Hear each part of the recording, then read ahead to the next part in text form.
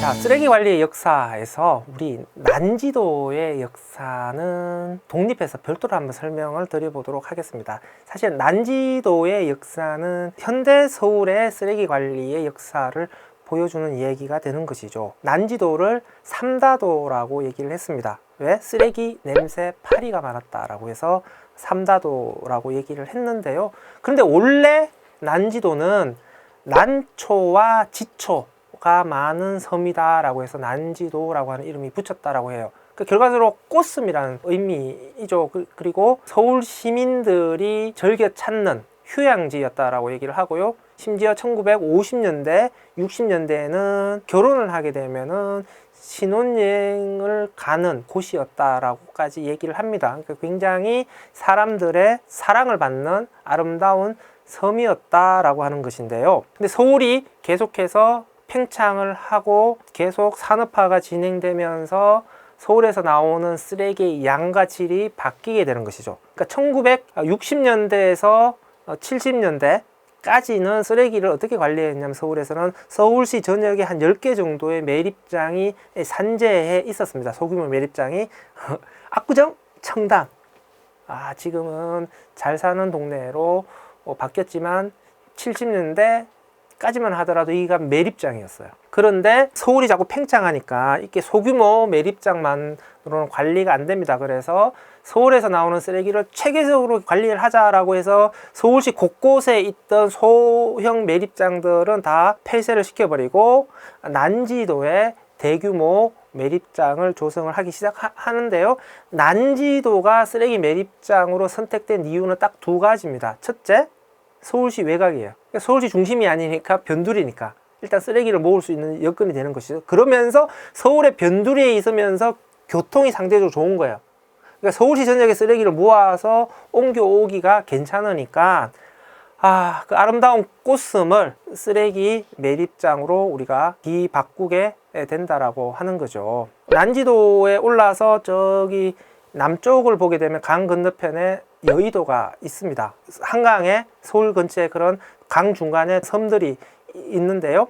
여의도라고 하는 것은 너섬이다 이런 뜻이잖아요. 원래 너섬이라고 하는 의미는 맨날 홍수가 져서 물에 잠기면 여의도가 지금 국회의사당이 있는 산 부분만 남고 다 물에 잠겨요. 그래서 저 섬은 너 따위나 가져. 너 따위나 가질 수 있는 섬이야. 그게 너섬이야. 이렇게 폄하하는 의미로 너섬이라고 하는 의미가 붙었다. 그래서 너섬을 한자로 바꾼 게 여의도 이렇다라고 하는 건데요. 그래서 여의도 가게 되면 너섬이라고 하는 이름이 붙은 식당을 많이 볼 수가 있어요.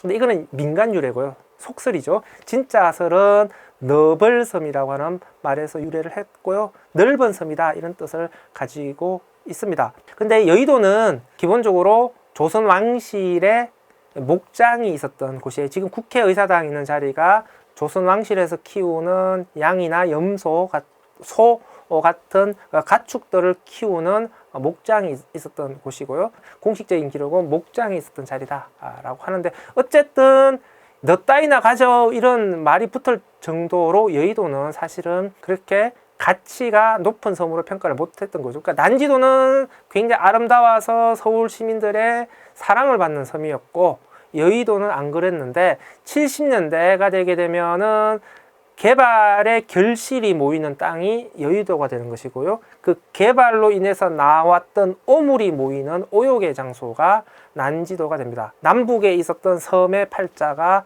한순간에 바뀌게 됩니다. 그래서 1978년 3월부터 매립을 시작을 하게 됩니다. 난지도 매립장의 시작이 된 것이죠. 그래서 꽃섬에서 쓰레기가 넘쳐나는 오욕의 섬으로 역사가 시작이 되고요. 1978년 3월에 시작해서 1993년 3월까지 15년 동안 서울의 쓰레기를 매립을 하게 됩니다.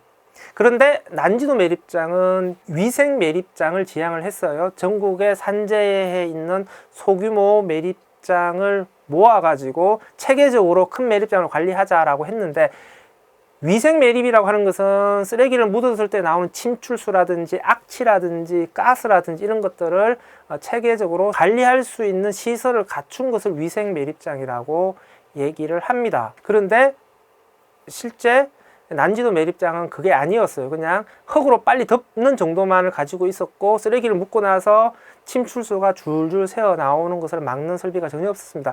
지금 생각하면 말도 안 되고 끔찍한 짓을 한 거예요. 세상에 한강 옆에다가 쓰레기 매립장을 지은 거예요. 그러면 쓰레기에서 나오는 침출수가 한강에 줄줄줄 다 흘러 들어가고, 한강에 물고기 떼죽음이 일어나게 되면 다 난지도의 쓰레기 침출수가 또 엄청나게 영향을 주게 된 것이죠. 그리고 쓰레기를 묻게 되면요, 기본적으로 쓰레기가 땅에서 분해가 일어나요. 이것을 이제 현기성 분해라고 하는데, 공기가 통하지 않는 땅 속에서 분해가 일어나면 메탄이라고 하는 가스가 생성돼요. 도시가스가 생각하시면 돼요. 도시가스의 성분이 메탄이거든요. 그러면 쓰레기를 묻어 놓으면 안에서 메탄이 가스가 만들어지면서 매립지안이 그 가스로 가득 차게 되면서 땅으로 서서히 올라오게 됩니다. 그러니까 도시가스 성분이라고 그랬잖아요. 불에 얼마나 잘 붙어요. 그러면 어느 순간이 되게 되면 화재가 일어납니다. 그래서 난지도 매립장 같은 경우에 15년 동안 매립을 하면서 약 1,400번 정도의 화재가 발생을 했다라고 얘기를 하는데요. 1980년대 중반에 일어났던 화재가 가장 큰 화재라고 하는데, 몇 개월 동안 불이 꺼지지 않았다라고 얘기를 합니다. 그럴 수밖에 없는 이유가 뭐냐면, 땅 속에서 메탄이라고 하는 가스가 계속 올라오는 거잖아요. 그러니까 위에서 아무리 물을 쏟아 부어도 밑에서 계속 가스가 올라오기 때문에 화재가 진압이 안 되는 거죠. 그러니까 위에서 올라오는 가스가 다 없어져야만이 화재가 진압이 되는 거였죠. 그래서 그 난지도가 비위생 매립이었으니까 그런 식의 화재 문제도 발생을 했다라고 하는 것이고요. 우리가 난지도를 얘기할 때 그 난지도에서 재활용품을 죽고 살았던 그 난지도 사람들, 넝마주의 얘기를 하지 않을 수가 없습니다. 전성기 시절에는 난지도 매립장에 집단 주거를 했는데 약 4,000명 이상이 쓰레기를 주워서 생계를 유지했다라고 얘기를 하는데요. 난지도에서 이 쓰레기를 주워서 생계를 유지했던 사람들이 뜻하는 말로서 앞벌이라고 하는 용어가 있고 뒷벌이라고 하는 용어가 있어요. 앞벌이라고 하는 것은 뭐냐면은 청소차가 오잖아요. 청소차가 와서 쓰레기를 부었잖아요. 그러면은 먼저 들어가서 돈 되는 것들을 먼저 주울 수 있는 권리를 가지고 있는 사람을 앞벌이라고 얘기를 했고요. 그럼 앞벌이가 먼저 돈 되는 거 쫙 주워서 가게 되면은 그 다음에 사람들이 들어와서 이제 쓰레기를 헤집으면서 좀 돈 되는 것들을 골라내야 되니까 앞벌이가 먼저 다 한번 훑고 갔기 때문에 돈 되는 게 상대적으로 적겠죠. 그래서 뒷벌이들은 조금 더 힘들게 쓰레기를 골라내야 되는 상황인 것이죠. 일종의 사람들이 많이 몰리게 되고 하면서 나름의 질서가 생겨난 것이죠. 그래서 이제 기득권과 그렇지 않은 사람들이 생겨난 것이고요. 쓰레기를 줍는 것에 관련된 기득권을 가지고 있는 사람들이 앞벌이가 된 것이고, 그렇지 못하고 나중에 들어온 좀 힘없는 사람들은 이제 뒷벌이가 되어서 조금 더 고된 작업을 해야 됐다라고 하는 것인데요. 당시 서울시가 21개 구청이었어요. 지금 25개 구청이잖아요. 그때는 21개 구청이었고, 난지도가 21개 구청별로 구역이 나눠져 있어서 해당 구청의 쓰레기는 해당 구역으로 가서 매립을 했다라고 합니다. 그러니까 이제 앞벌이들도 21개 구역으로 나눠져 있는 것이죠. 그러면 21개 중에서 어디 쓰레기가 가장 돈이 될까요? 당연히 강남구 쓰레기가 돈이 되는 거죠. 잘 사는 곳에서 나왔기 때문에 사람들이 버리는 쓰레기 중에서도 쓸만한 게 많이 나오는 거죠. 그래서 강남구 지역의 앞벌이의 권리금이 제일 셌다라고 얘기를 합니다. 그러니까 앞벌이들이 그 권리금을 갖고 있었던 거죠. 그래서 나 이제 더 이상 안 주울 거야 쓰레기 하게 되면 그 권리금을 팔고서 나가는 거죠. 그래서 이 앞벌이와 뒷벌이들이 이렇게 쓰레기를 줍는 데 있어서도 이런 권리관계가 형성이 되어 있었다라고 하는 것이 지금 돌이켜보면은 생소하면서도 신기한 그런 현상들이 되겠죠. 이 난지도의 사람들의 이야기들을 우리가 조금 더 생생하게 볼 수 있는 게 그 유재순 선생님이 쓴 난지도 사람들이라고 하는 논픽션 소설들이 있고요. 다음에 정연희 소설가가 쓴 소설 난지도라고 하는 게 있습니다. 오래됐기 때문에 시중에서 구하기 힘들고 아마 도서관에 가서 대출을 받으시면 될 텐데요. 당시 난지도의 그 생생한 이야기들을 보시려면은 이 책을 보시는 것을 권장을 드립니다. 그리고 화면에 있는 구절은 소설 난지도에서 나오는